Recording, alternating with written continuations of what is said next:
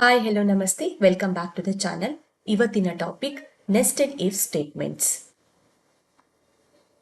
Placing one if statement inside another if statement. It is used when a condition depends on another condition. ಒಂದು if statements ಒಳಗಡೆ ಮತ್ತೊಂದು if statements ಅನ್ನ use ಮಾಡಿದ್ರೆ ಅದನ್ನ nested if ಅಂತ ಕರಿತೀವಿ. ಒಂದು ಕಂಡೀಷನ್ ಇನ್ನೊಂದು ಕಂಡೀಷನ್ನ ಮೇಲೆ ಡಿಪೆಂಡ್ ಆಗಿದ್ದಾಗ ನೆಸ್ಟೆಡ್ ಇಫ್ ಅನ್ನ ಯೂಸ್ ಮಾಡ್ತೀವಿ. ಇದರ ಸಿಂಟ್ಯಾಕ್ಸ್ ಹೀಗಿರುತ್ತೆ: ಒಂದು ಇಫ್ ಬ್ಲಾಕ್ ಇರುತ್ತೆ, ಆ ಒಂದು ಇಫ್ ಬ್ಲಾಕ್ನ ಒಳಗಡೆ ಇನ್ನೊಂದು ಇಫ್ ಅನ್ನ ಯೂಸ್ ಮಾಡಿರ್ತೀವಿ. ಮೊದಲ ಇಫ್ ಬ್ಲಾಕ್ ಅಲ್ಲಿರುವಂತಹ ಕಂಡೀಷನ್ ಟ್ರೂ ಆದರೆ ಮಾತ್ರ ಎರಡನೆಯ ಇಫ್ ಬ್ಲಾಕ್ನಲ್ಲಿರುವಂತಹ ಕಂಡೀಷನ್ ಚೆಕ್ ಮಾಡುತ್ತೆ. ಆ ಒಂದು ಕಂಡೀಷನ್ ಟ್ರೂ ಆದರೆ ಎರಡನೇ ಬ್ಲಾಕ್ನಲ್ಲಿರುವಂತಹ ಕೋಡ್ ಎಕ್ಸಿಕ್ಯೂಟ್ ಆಗುತ್ತೆ. ಈ ರೀತಿಯಲ್ಲಿ ನೆಸ್ಟೆಡ್ ಇಫ್ ಸ್ಟೇಟ್ಮೆಂಟ್ಸ್ನ ಸಿಂಟ್ಯಾಕ್ಸ್ ಇರುತ್ತೆ. ಇದು ಪ್ರಾಕ್ಟಿಕಲ್ ಆಗಿ ಹೇಗೆ ವರ್ಕ್ ಆಗುತ್ತೆ ಅನ್ನೋದನ್ನ ಕೋಡ್ನ ಮೂಲಕ ಚೆಕ್ ಮಾಡೋಣ ಬನ್ನಿ. ಓಕೆ, ನಾನಿಲ್ಲಿ ನೆಸ್ಟೆಡ್ ಇಫ್ ಅಂತ ಕ್ಲಾಸ್ನ ಆಲ್ರೆಡಿ ಕ್ರಿಯೇಟ್ ಮಾಡಿದ್ದೀನಿ. ಹಾಗೆ ಇನ್ಪುಟ್ನ ಆಕ್ಸೆಪ್ಟ್ ಮಾಡೋದಕ್ಕೆ ಸ್ಕ್ಯಾನರ್ ಕ್ಲಾಸನ್ನು ಯೂಸ್ ಮಾಡ್ತಾ ಇದ್ದೀವಿ. ನಮ್ಮ ಪ್ರೋಗ್ರಾಮ್ನಲ್ಲಿ ಏನು ಮಾಡ್ತಿದ್ದೀವಿ ಅಂದರೆ, ನಾವು ಏಜನ್ನು ಇನ್ಪುಟ್ ಆಗಿ ಕೊಡ್ತೀವಿ. ನೆಸ್ಟೆಡ್ ಇಫ್ನಲ್ಲಿ ಎರಡು ಕಂಡೀಷನ್ಗಳಿರಬೇಕಲ್ವಾ. Age greater than or equal to 18 ಆಗಿರಬೇಕು. ಹಾಗೆ ಅವ್ರ ಹತ್ರ ವೋಟರ್ ID ಪ್ರೂಫ್ ಇದ್ದರೆ ಮಾತ್ರ ಅವರು ಎಲಿಜಿಬಲ್ ಫಾರ್ ವೋಟ್ ಅಂತ ನಮಗೆ ಔಟ್ಪುಟ್ನ ಅದು ಕೊಡಬೇಕು. ಸೊ ಇದರಲ್ಲಿ ಇವಾಗ ಎರಡು ಇನ್ಪುಟ್ ಇದೆ. ಎರಡು ಇನ್ಪುಟ್ಟನ್ನು ಮೊದಲು ನಾವಿಲ್ಲಿ ಡಿಕ್ಲೇರ್ ಮಾಡೋಣ.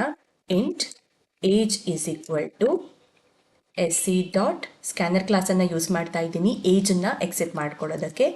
ನೆಕ್ಸ್ಟ್ ಇಂಟ್ ಹಾಗೆ ID ಪ್ರೂಫ್ ಇದೆಯಾ ಇಲ್ವೋ ಅಂತ ಚೆಕ್ ಮಾಡೋದಕ್ಕೆ ಬೂಲಿಯನ್ ಡೇಟಾ ಟೈಪನ್ನು ಯೂಸ್ ಮಾಡಿ ಹ್ಯಾಸ್ ID ಅಂತ ವೇರಿಯೇಬಲ್ ನೇಮ್ನ ಕೊಟ್ಟು ಡೈರೆಕ್ಟಾಗಿ ಇನ್ಪುಟ್ಟನ್ನು ಇಲ್ಲೇ ನಾನು ಹಾಕ್ತಿದ್ದೀನಿ.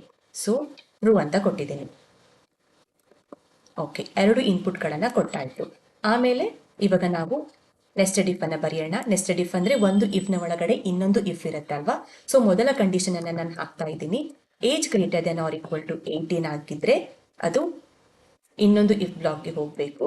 ಇನ್ನೊಂದು ಇಫ್ ಬ್ಲಾಕ್ನಲ್ಲಿ ಹ್ಯಾಸ್ ID ಅನ್ನೋ ವೇರಿಯೇಬಲ್ನ ಅದರಲ್ಲಿ ಏನು ಕೊಟ್ಟಿರುತ್ತೆ ಆ ಒಂದು ಇನ್ಪುಟ್ನ ಅದು ಎಕ್ಸೆಪ್ಟ್ ಮಾಡುತ್ತೆ. ಆಮೇಲೆ ಇದು ಟ್ರೂ ಆಗಿದ್ರೆ ಮಾತ್ರ ಇದರಲ್ಲಿ ನಾವು ಯಾವ ಒಂದು ಸ್ಟೇಟ್ಮೆಂಟ್ಗಳನ್ನು ಕೊಟ್ಟಿರ್ತೀವಿ ಅದನ್ನು ಅದು ಪ್ರಿಂಟ್ ಮಾಡುತ್ತೆ. ಸೊ ಇದರಲ್ಲಿ ನಾನು ಎಲಿಜಿಬಲ್ ಫಾರ್ ವೋಟ್ ಅಂತ ಹಾಕ್ತೀನಿ.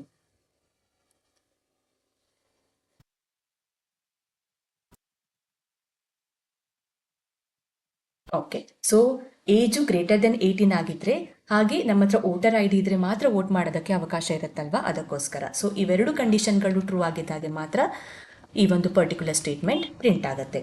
ಸೊ ರನ್ ಮಾಡಿದ ಕೂಡಲೇ ಒಂದು ಎಂಟರ್ ಏಜ್ ಅಂತ ಬರೋದಕ್ಕೋಸ್ಕರ ಇಲ್ಲಿ ಇನ್ನೊಂದು ಪ್ರಿಂಟಿಂಗ್ ಸ್ಟೇಟ್ಮೆಂಟನ್ನು ಹಾಕ್ತೀನಿ.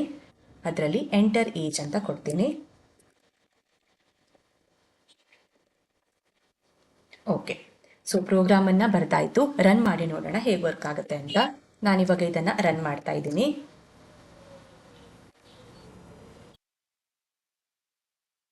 ಓಕೆ, ಎಂಟರ್ ಏಜ್ 56 ಅಂತ ಕೊಡ್ತಾ ಇದ್ದೀನಿ. ಎಲಿಜಿಬಲ್ ಫಾರ್ ವೋಟ್ ಅಂತ ಬಂತು. ನಾನು ಏಜನ್ನು 56 ಅಂತ ಕೊಟ್ಟಾಗ ಏನಾಗುತ್ತೆ, if 56 is greater than or equal to 18 true ಆಯಿತು. ನೆಕ್ಸ್ಟ್ ಇಫ್ ಬ್ಲಾಕ್ಗೆ ಬರುತ್ತೆ. ಇಫ್ ಹ್ಯಾಸ್ ID, ಹ್ಯಾಸ್ ಐಡಿಯಲ್ಲಿ ಇನ್ಪುಟ್ನ ನಾವೇನು ಪಾಸ್ ಮಾಡ್ತಾ ಇದ್ದೀವಿ ಟ್ರೂ. ಸೊ ಈ ಒಂದು ಇಫ್ ಕಂಡೀಷನ್ ಕೂಡ ಟ್ರೂ ಆಗುತ್ತೆ. ಅದಕ್ಕೋಸ್ಕರ ಅದು ಇದರಲ್ಲಿರುವಂತಹ ಸ್ಟೇಟ್ಮೆಂಟನ್ನು ಪ್ರಿಂಟ್ ಮಾಡುತ್ತೆ.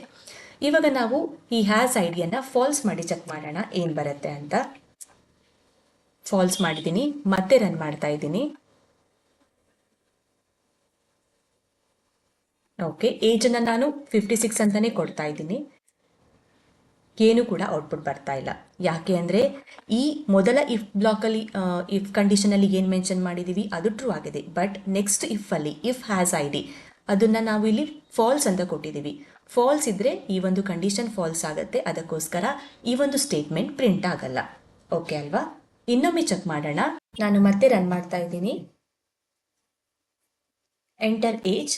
ಇವಾಗ ನಾನು ಏಜನ್ನು 12 ಅಂತ ಕೊಡ್ತಾ ಇದ್ದೀನಿ. 12 ಅಂತ ಕೊಟ್ಟು ಎಂಟರ್ ಮಾಡ್ತಾ ಇದ್ದೀನಿ. ನಮಗೆ ಔಟ್ಪುಟ್ ಏನು ಬರ್ತಾ ಇಲ್ಲ. ಯಾಕೆ ಬರ್ತಾ ಇಲ್ಲ? ಇಲ್ಲಿ if age greater than or equal to 18 but ನಾನು ಕೊಟ್ಟಿರುವಂತಹ ಏಜ್ 12 ಆಗಿದೆ. 12 ಅನ್ನೋದು greater than or equal to 18 ಆಗಲ್ಲ. ಇದು ಫಾಲ್ಸ್ ಆಗುತ್ತೆ. ಈ ಒಂದು ಕಂಡೀಷನ್ ಫಾಲ್ಸ್ ಆಗುತ್ತೆ. ಅದಕ್ಕೋಸ್ಕರ ಅದು ಈ ಇಫ್ ಬ್ಲಾಕ್ನ ಒಳಗಡೆ ಬರೋದೇ ಇಲ್ಲ. ಅದಕ್ಕೋಸ್ಕರ ಔಟ್ಪುಟ್ ಏನು ಕೊಡ್ತಾ ಇಲ್ಲ. ಅರ್ಥ ಆಯ್ತಲ್ವಾ? ಇವತ್ತಿನ ಈ ಕ್ಲಾಸ್ ನಿಮ್ಗೆಲ್ರಿಗೂ ಅರ್ಥ ಆಗಿದೆ, ಹೆಲ್ಪ್ ಆಗಿದೆ ಅಂತ ಭಾವಿಸ್ತೀನಿ. Thank you. See you in the next video.